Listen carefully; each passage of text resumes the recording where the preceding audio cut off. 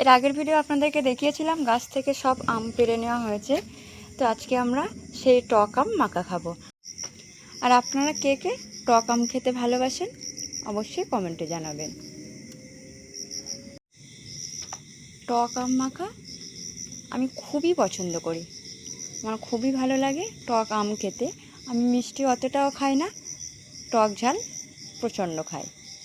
আপনারা কে কে টক ঝাল দুটোই খেতে ভালোবাসেন কমেন্টে জানাবেন।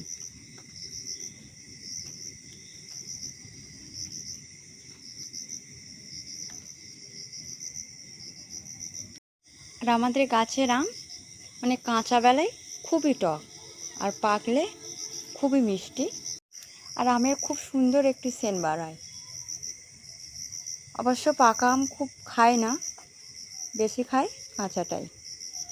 আপনাকে কে পাকা আম খেতে ভালোবাসে?